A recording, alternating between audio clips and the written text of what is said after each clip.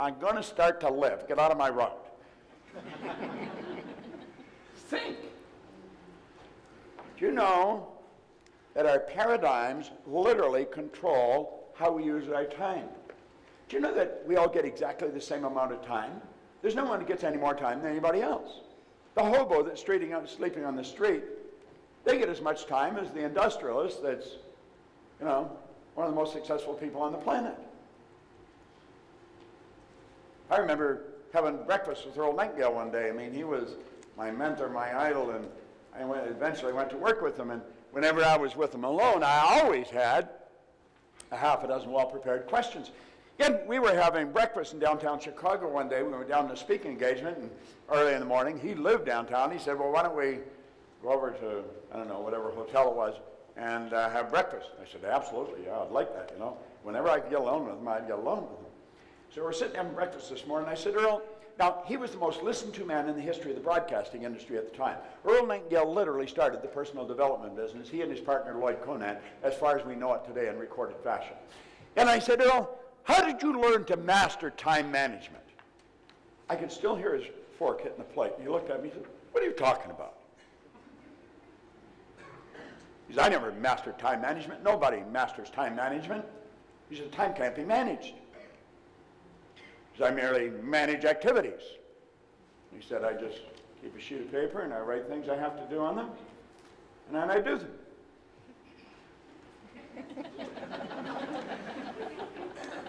I said, is that it? What the hell else would there be? You know, that morning at breakfast, I probably learned an idea that was worth millions of dollars to me. If I have something to do, I just write on a little sheet and I do it. Somebody asked me what I do with my spare time. I don't have any. I don't have any spare time. Andrew Carnegie was the wealthiest man in the world. He spent half his life earning money and the other half giving it away. Napoleon Hill asked him that. He said, I don't have any spare time. I don't have any free time. He says, free time, spare time is a waste of time. And he said, you only get so much. You're obligated to do everything you can with the time you've got. Do you know when you're happiest? When you're most productive. You know when you're unhappiest? When you got nothing to do. What do you do? Nothing. You know? Most people get lost watching a television set. You see? They lose themselves in somebody else's world. We could do so much more with our time. Our paradigms control our perception. There was a lady right in the front row. She was a black lady in the seminar here just the other day. And I went up to her and I said, you probably think you're black, do you? And she looked at me like, you know, where are you coming from? And I said, well, everybody here thinks you're black. I said, my shoes are black and you're not the color of my shoes.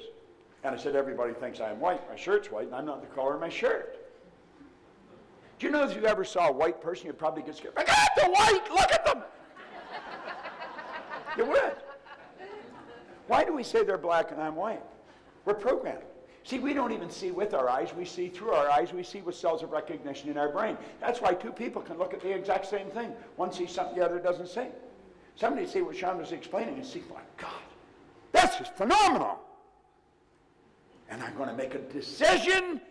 It looks more difficult than he's saying, but I'm going to master it.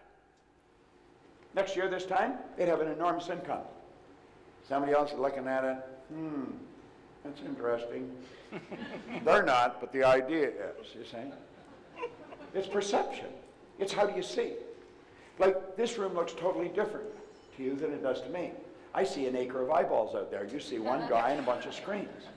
No, that's the way it is. We're in the same room. We're looking at, you know, the same room, but we're seeing something totally different. Our paradigm controls our effectiveness. I am very effective today. I'm an effective person. When I'm working, I am very effective. No, that's not an accident. I decided to become very effective. I have studied people. I have studied why they do what they do. I have probably watched the movie Patton more times than anybody alive. George C. Scott won an Academy Award for the movie Patton, General George Patton. I watch it over and over again. And I'm not lost in the story. It's the acting. It's so phenomenal.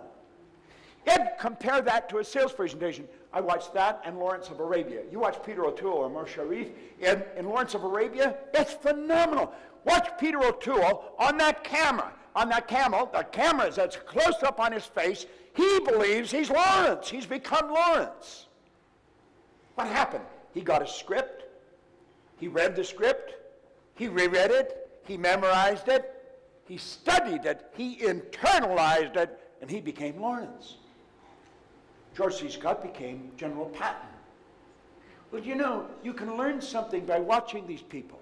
They're such consummate professionals at what they do. There's a good book, if you like to read, by The Art of Acting by Stella Adler. It's a phenomenal. I've got it in my case. I carry it with me all the time. I just keep reading it over and over again. The Art of Acting by Stella Adler. Thanks very much. Appreciate it. Stella Adler was one of the greatest acting coaches that ever lived. And Marlon Brando was one of her students. In fact, he wrote the foreword to the book. Now, both Marlon Brando and Stella Adler are gone now. Stella Adler never wrote a book, but she recorded all her classes. And a man named Kissel took her classes and turned them into a book. It's a phenomenal book. As you start studying this, you'll realize this is about living. This is about living. That's what acting is. Do you know that most people are extras in their own movie?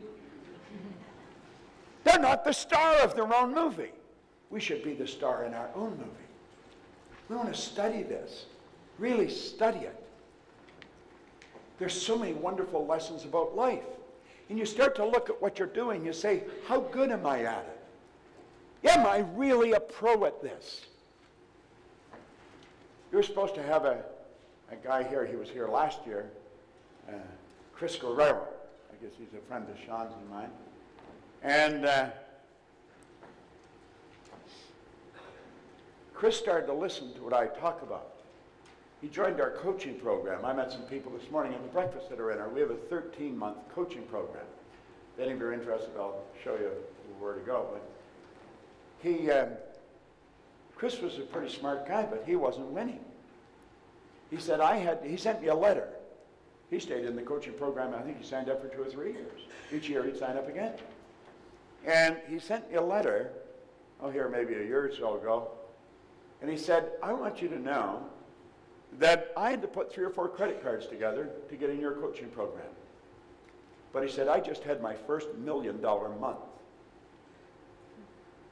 Here's a guy that was earning $1 million in a month. Most people couldn't conceive of earning $1 million in 10 years. Why? It boils down to effectiveness. Chris started to learn things about himself, and he started to become more effective. Now, our paradigm controls our productivity. If your productivity translates into income, does that mean that you can only earn so much that you're trading time for dollars? No. You saw what he was showing you. Set up affiliate sites. Sell stuff for other people without ever even talking to them, and they mail you checks. You know, the postman should never pass your door without leaving you a check. See, we can do this. Now, when I first started to study this, if somebody had suggested this to me, I thought, this guy's smoking something. You know, he's got shiny shoes and a fast time, but it doesn't work. But see, the truth is, it does work. I found that some of the most brilliant people in the world are broke. Yeah, and I've also found people that are functionally illiterate that could neither read nor write are worth millions. Now, of course, there's some brilliant people that are worth millions and some people that are functionally illiterate that don't know enough to come in out of the rain. But the bottom line is, most of the things that we believe about our ability to earn money are so far from the truth that it's ridiculous. No one teaches people how to earn money. Do you know that you can go to Oxford, Harvard, Stanford? They don't teach you how to earn money. Best education in the world. Never teach you how to earn money. I'll tell you something else they don't.